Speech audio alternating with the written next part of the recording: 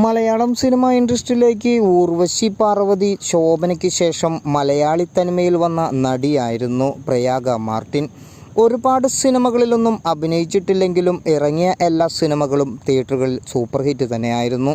നാടൻ തനിമ ലുക്കിൽ ഉണ്ണിമുകുന്ദന് നായികയായി സ്ക്രീനുകളിലേക്ക് വന്ന നടിയെ കൂടുതലും മലയാളികൾ നെഞ്ചിലോട് ചേർത്ത് ആരാധിച്ചിരുന്നു.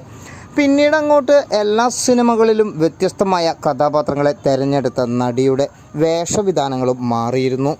കുറച്ചു നാളുകൾ സിനിമയിൽ നിന്നും മാറി നിന്നെങ്കിലും പിന്നീട് അങ്ങോട്ട് സ്ക്രീനുകളിലേക്ക് കൂടുതലായി കാണാൻ കഴിഞ്ഞിരുന്നത് മോഡൽ കഥാപാത്രങ്ങളിലൂടെയാണ്. താരത്തിൻ്റെ സൗന്ദര്യത്തിൽ നിന്നും മാറ്റങ്ങൾ വന്നതോടുകൂടി താരത്തിന്മേലുള്ള ആരാധകർക്കും വ്യത്യസ്തത വന്നു തുടങ്ങി.